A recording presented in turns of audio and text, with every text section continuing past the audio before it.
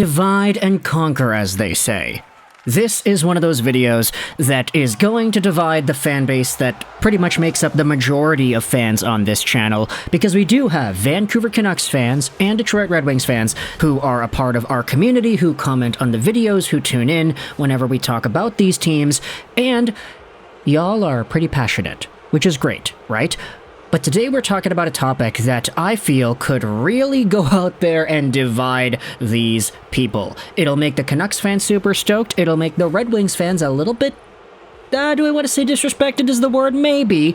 Depends on how you view it. So today, what we're doing is talking about 2023 drafted prospects who were taken at very different spots in the draft. They happen to both be right-handed defensemen, and they happen to belong to each of these teams. We're going to talk about the differences, we're going to talk about where these guys were last year, and also talk about where things have gone since then, because right now, these guys are pretty equal in terms of technical value. Today we are talking about 17th overall pick by the Detroit Red Wings Axel Sandin Pellikka, as well as 75th overall pick in the third round, Hunter Brzustewicz by the Vancouver Canucks. Now, the reason these two guys are in the news is because of some very obvious traits. They've been great, they've been scoring goals, they've been making plays, they've been getting points. These two guys are playing in different hockey leagues. ASP for the Red Wings is playing in the SHL, Brzustewicz for the Canucks is playing in the OHL. But they've both exploded offensively and have had such strong seasons so far that it becomes very interesting when you try to compare and contrast the two different seasons. Axel Sandin Pellikka is the more coveted one, you could say, as he was, as we had said, a top-round guy. 17th overall, because he was playing in the SHL last year as a 17-year-old. He had 5 points in 22 games played, and also was a mainstay player for Team Sweden's U18 teams, also had a cup of coffee with the Team Sweden World Junior team. Hunter Brzustewicz, on the other hand, was playing in his first ever OHL season. He had 57 points in 68 games played, and you could debate that his season in Kitchener wasn't particularly the best, but it was still good enough to the point where if you wanted to force a first or a second round draft pick, there would be an argument to show for. Either way, Brzustewicz dropped all the way to the third round, where the Vancouver Canucks snagged him up in the 75th overall position.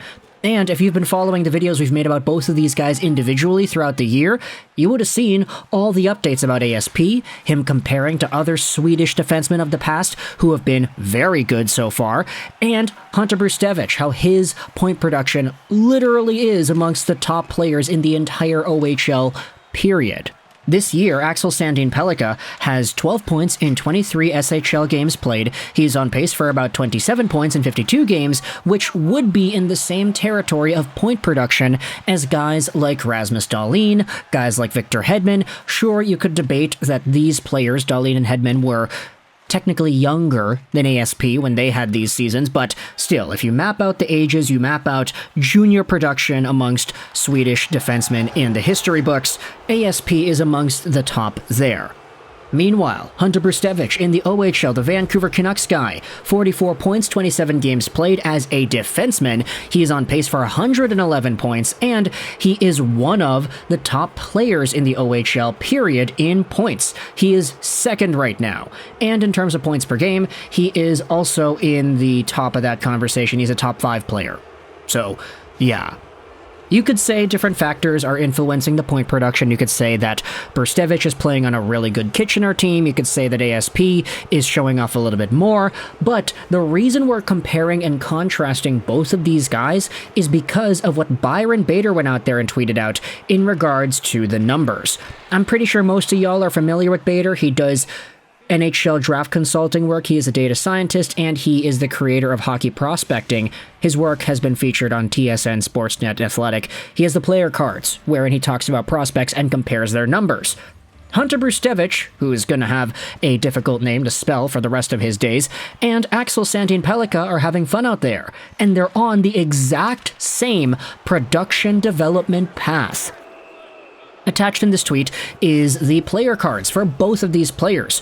Turns out last year, in the OHL and in the Junior 20 SHL, both Brzustewicz and ASP had similar NHL E scores. if you advance that up to this year in the OHL and the regular SHL, they're both at a similar score once again.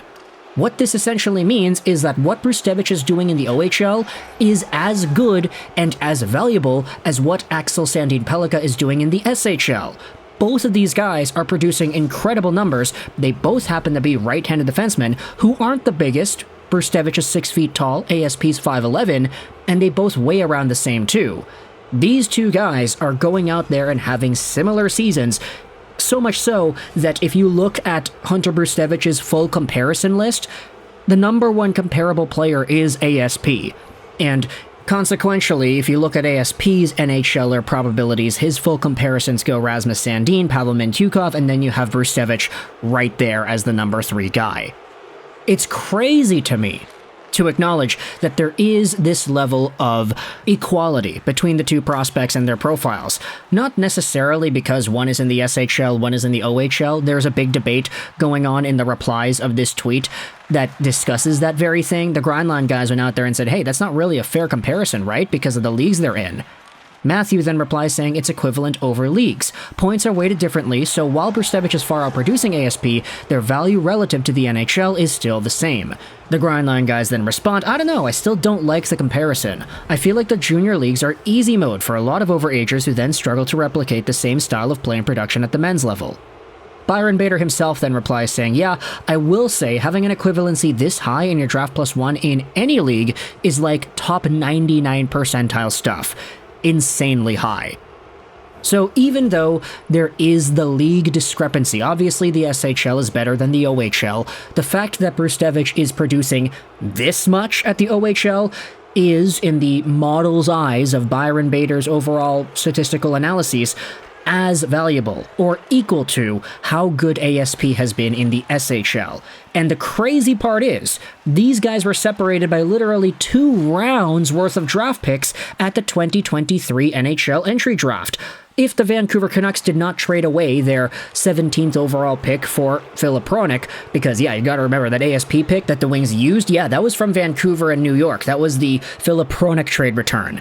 Had the Vancouver Canucks stuck around and used that 17th overall pick on ASP themselves, they would have had this other guy in Brzustewicz that was as good, if not maybe in the exact same tier, just 2 rounds later. Not to mention Tom Willander, who was taken 6 picks before ASP at the 11th overall spot, also a right-handed defenseman.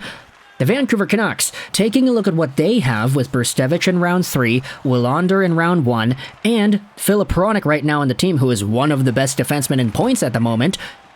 I mean, it's tough to go out there and say they look silly after making that trade now, isn't it? Not to disrespect ASP in any way, obviously if you've been following the channel, you've been seeing the videos, you know that I love ASP and I think he's going to be a great defenseman for the Detroit Red Wings for years to come. It's just, it's very difficult to comprehend that a guy taken so further down was able to be this good in his draft +1. Maybe it's an attribution to the unexpected quality of OHL teams, because obviously Brzustewicz is playing on such a good squad. They just got Filip Mesar back. Had Brzustewicz been playing with some other team that's not Kitchener, who knows how many points he'd have. But at the same time, he's getting these points, and you'd rather see him get them than not. So if you're a Vancouver Canucks fan, what do you feel about the entire idea that the Canucks drafted a guy in the 3rd round that is as good or performing as well as the guy that was taken in the 17th overall spot with the draft pick the Vancouver Canucks traded away to get Filip Hronek? Canucks could have had ASP if they just didn't make the Hronek trade, so how do you feel about the Canucks getting a guy who is like that in the 3rd round, as well as getting Willander? If you're a Red Wings fan, I know y'all are super happy about ASP, but let me know your thoughts in the comments. How does this comparison feel to you? Of course, there are equivalency balancing scales between the OHL and the SHL within Byron Bader's model, but do you buy it? Does it feel right to assess these two prospects in the same breath?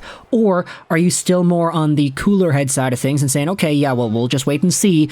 Just gotta wait and see because these guys are producing well. We have no idea how they're going to translate. OHL to the AHL is a big jump in quality. SHL to the AHL is a jump in ice time and ice size. Let me know your thoughts in the comment section below. How do you feel about Brzustewicz and ASP and how these two compare to each other? I hope you enjoyed this video. And bye.